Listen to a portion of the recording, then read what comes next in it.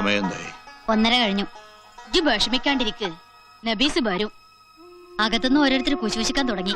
അത് ഇറച്ചിയുടെ മണം പിടിച്ചിട്ടാവും. ബിരിയാണി അകത്ത് ചെല്ലുമ്പോ എല്ലാം നിർത്തിക്കോളും. അതല്ലെന്ന്, നബീസ് വരില്ലെന്നാ എല്ലാരും പറയണത്. ഓ, ഇക്ക വിളിച്ചാ ഓള് വരും. ഇല്ലെങ്കിൽ എല്ലാവർക്കും കൂടി ബസം പീങ്ങി ഇങ്ങ് ചാവ. ഒരിക്കൽ കല്യാണ പന്തൽ വെച്ച് നാണോ മാനോ കളഞ്ഞു കുളിച്ചതാണ്. ഇപ്പതേ വീണ്ടും ആൾക്കാരെ ക്ഷണിച്ചു വരുത്തിയിരിക്കുന്നു. ഇക്ക അവളെ ഒന്ന് വിളിക്ക്.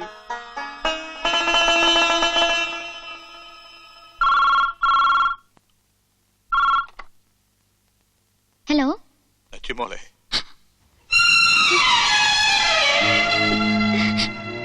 വല്യമ്മ. നീ വരില്ല അല്ലേ? അനക്ക് വേണ്ടിയല്ലേ ഈ വല്യമ്മാമ ഇത് നടന്നത്? എന്റെ നെഞ്ചിലെ ചൂടേറ്റ് വളർന്ന മോളാ നീ. ആ നെഞ്ചിൽ തന്നെയാ നീ വീണ്ടും വീണ്ടും കുത്തണത്.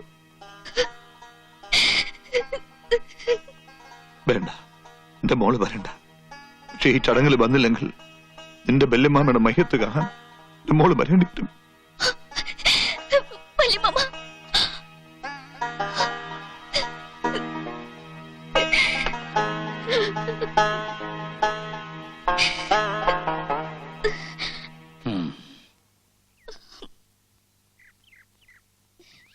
മോളെ, മനസ്സെന്ന് പറയുന്നത് ഒരു ത്രാസ് പോലെയാ. ആ സമാസമം നിർത്താൻ വലിയ പാടാ. ഭർത്താവിനെ വന്ദിക്കണം എന്ന് വെച്ച് സ്വന്തം വീട്ടുകാരെ നിന്ദിക്കാൻ പാടില്ല. മോള് പോണം. എന്റെ മോനെ കാണുന്നതിന് മുമ്പ് അവരില്ലേ കണ്ടത്? അവരുടെ ശാപം എന്റെ മോക്ക് വേണ്ട. മോള് പോയിട്ട് വാ.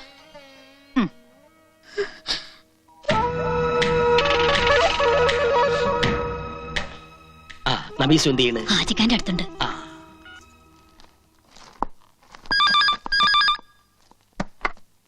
ഹലോ.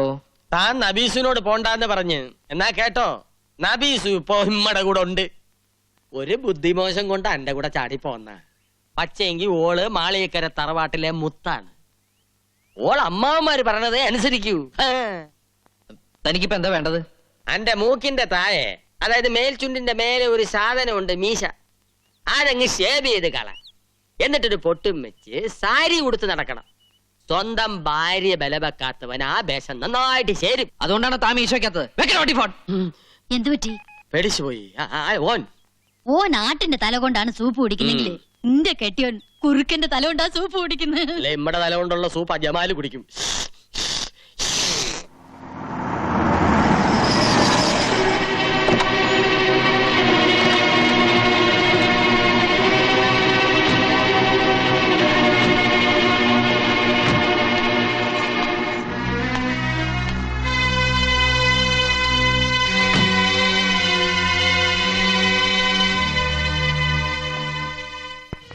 വല്യമ്മ വിളിച്ചപ്പോ മതി. എന്നെ ധിക്കരിച്ച് എപ്പ നീ വീട്ടിൽ നിന്ന് പോയോ ആ നിമിഷം പോയി. ഈ വീട്ടിൽ നിന്ന് മാത്രമല്ല, എന്റെ മനസ്സിൽ നിന്ന്. നോക്കണ്ട, കരുതിക്കൂട്ട് എല്ലാരും കൂടി എന്നെ തോൽപ്പിക്കായിരുന്നു അല്ലേ? ഇല്ല, ഇനി ഈ കണ്ണൻ നിനക്ക് ആരുമല്ല.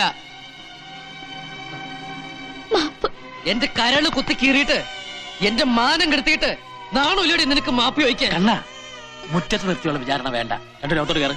ഇവരുണ്ടല്ലോ, നിന്റെ ബന്ധുക്കളുണ്ടല്ലോ, ഒരിക്കലും ശപിച്ചേൽപ്പിച്ച മയ്യത്താടി നീ. ഇപ്പൊ കൊക്കുന്നകം കുറിപ്പിച്ച് കഴുകന്മാരെ പോലെ കൂടിയിരിക്കുക ചറ്റകള്. എനിക്കാരുടെ വക്കാലത്തും വേണ്ട. മറ്റുള്ളവരുടെ മുമ്പിൽ എന്നെ നാണം കെടുത്തിയവൾക്ക് ഇനി വീട്ടില് സ്ഥാനമില്ല. പോയിക്കോ, അവരുടെ കൂടെ പോയിക്കോടി. നിനക്കെന്താ സ്വബോധം നഷ്ടപ്പെട്ടോ? എന്താ മോനെ ഇതൊക്കെ? നീ മദ്യപിച്ചിട്ടുണ്ടോ? അതെ, ഞാൻ മദ്യപിച്ചിട്ടുണ്ട്. അറിയോ, അത്രയ്ക്ക് ഞാനിവളെ സ്നേഹിച്ചു പോയി, വിശ്വസിച്ചു പോയി. പക്ഷെ ഇവളെന്നെ വഞ്ചിച്ചു. വഞ്ചന, മതം മാറ്റത്തിന്റെ പേരിൽ ഒരു പെണ്ണിനെ മാത്രമല്ല ഒരു സമുദായത്തെ മുഴുവൻ നീ വഞ്ചിച്ചു. അത് മറന്നു അല്ലേ? അരിയും തിന്ന് ആശാരിച്ചയും കടിച്ചിട്ട് പിന്നെ നായ മുന്നോട്ട്. ആണിനെ പെണ്ണനുസരിക്കും. ആണും പെണ്ണും കെട്ടവനായാലാ.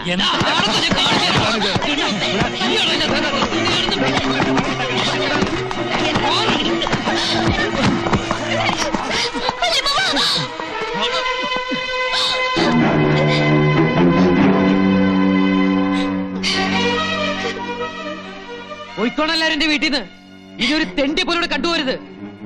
എനിക്കിനി ഇങ്ങനെ ഒരു ഭാര്യ ഇല്ല. ഒന്ന് വേദിരിക്കണ്ട.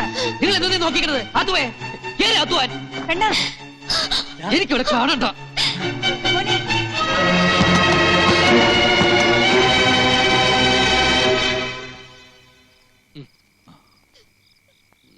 എന്റെ മോള് വാ.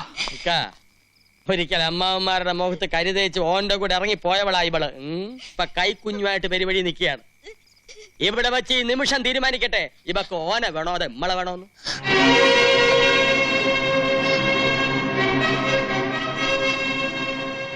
ഈ കയ്യിലടിച്ച് സത്യം ചെയ്യും, എല്ലാം ഉപേക്ഷിച്ച് പഴയ നച്ചുമോളായി ഞമ്മളോടൊപ്പം വന്നോളാമെന്ന്.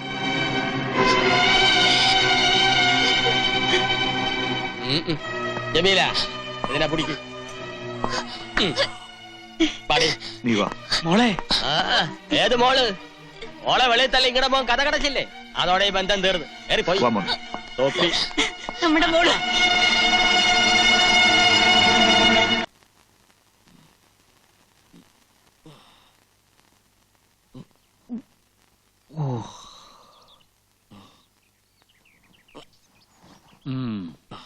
ബോധം വന്നോ? സ്വബോധമുള്ളപ്പോ സംസാരിക്കാൻ നോക്കിയിരിക്കായിരുന്നു. ഇന്നലെ രാത്രി കോമരം തുള്ളി വല്ല ഓർമ്മയുണ്ടോ? ഞങ്ങളും കൂടെ പറഞ്ഞോണ്ടല്ലേ അവള് ചടങ്ങിന് പോയത്. എടാ, പ്രായം കൊണ്ടും അനുഭവം കൊണ്ടും നിന്നേക്കാൾ കുറച്ചെങ്കിലും മൂത്തതാണല്ലോ നിന്റെ അച്ഛൻ. അതുകൊണ്ട് പറയാ, ഈ എടുത്തിയാട്ടം നല്ലതിനല്ല. രാവിലെ ഞാൻ ചെന്ന് വിളിച്ചിട്ട് നബീസ് വീട്ടിന് വെളിയിൽ ഇറങ്ങിയില്ല. പൊടിമോളെ പോലും ചോദിച്ചിട്ട് തന്നില്ല. വാശിയില്ല അവര്. അതിന് കുഞ്ഞ് അവളുടെ മാത്രമല്ലല്ലോ.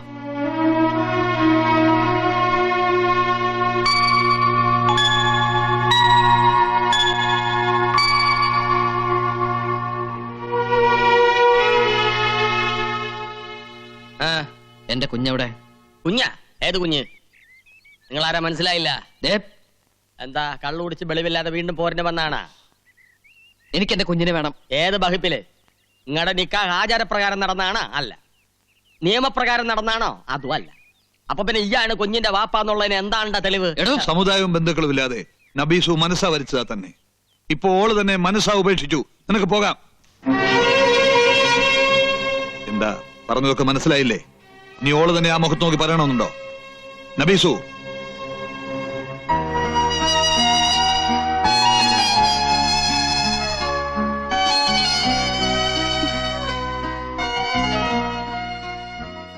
ഇന്നലെ രാത്രിയും എന്തൊക്കെയോ സംഭവിച്ചു പോയി. ഒന്നും മനഃപൂർവ്വമല്ല.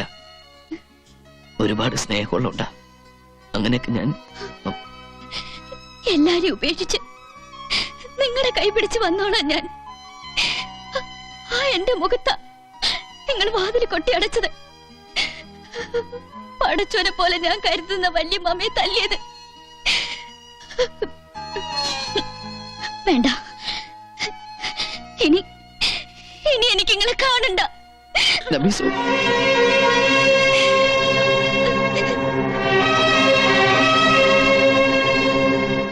ഇനി എന്താ പൊയ്ക്കൂടെ? ആട്ടി അകറ്റിയിട്ട് പോണില്ലാന്ന് വെച്ചാ പിടിച്ചിറക്കന്നെ. വാടാ പോടാ. അയ്യോ മോഹൻ.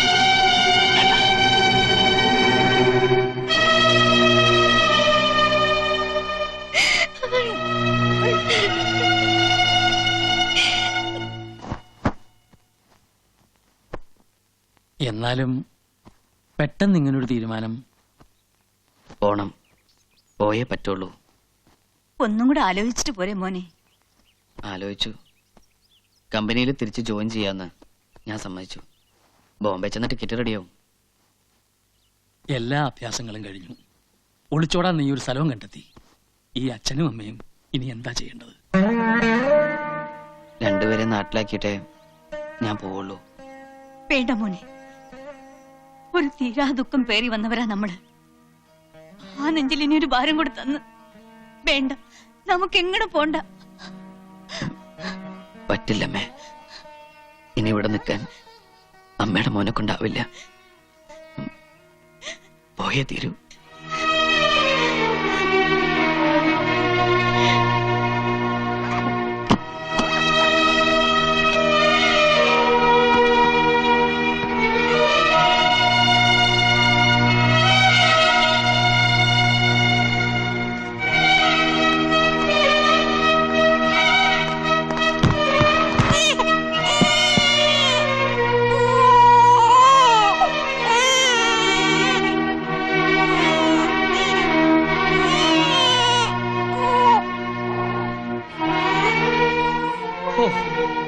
ജമീല അങ്ങനെ ആ ശല്യം പോയി. ഓളെ ഒരു നോക്ക് കാണാതെ പോവാൻ പറ്റുമോ നിനക്ക്? വേണ്ട, നിന്റെ കുഞ്ഞിനെ. എന്റെ അള്ളാഹ്ക്കറിയാം നിങ്ങൾ ഒരുമിക്കാൻ ഞാൻ എത്ര കണ്ട് പ്രാർത്ഥിച്ചിട്ടുണ്ടെന്ന്. നീ വിളിച്ച എല്ലാം മറന്നു ഓള് വരുന്നു എന്റെ മനസാക്ഷി പറയുന്നുണ്ട്. ഒന്ന് വിളിച്ചൂടെ?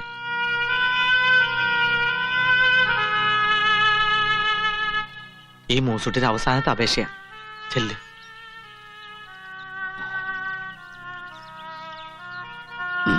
വിളിക്കാം.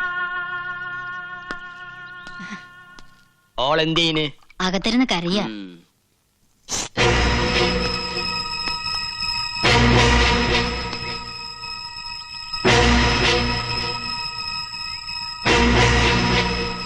നബീസു, ഇവൻ പോയില്ലേ ഒരു വിളി കേട്ട്? നബീസു, ശല്യം ചെയ്യാനല്ല, നിന്നെ ഒന്ന് കാണാനാ.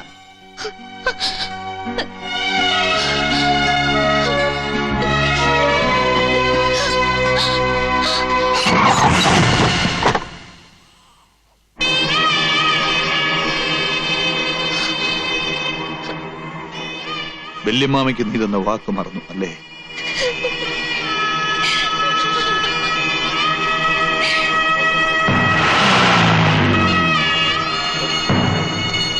കണ്ണീട്ടിനെ തിരിച്ചു വരില്ലേ? സ്നേഹം തേടി വന്നവരാ, കണ്ടില്ലേ? കണ്ണീരായിട്ടാ തിരിച്ചു പോണത്.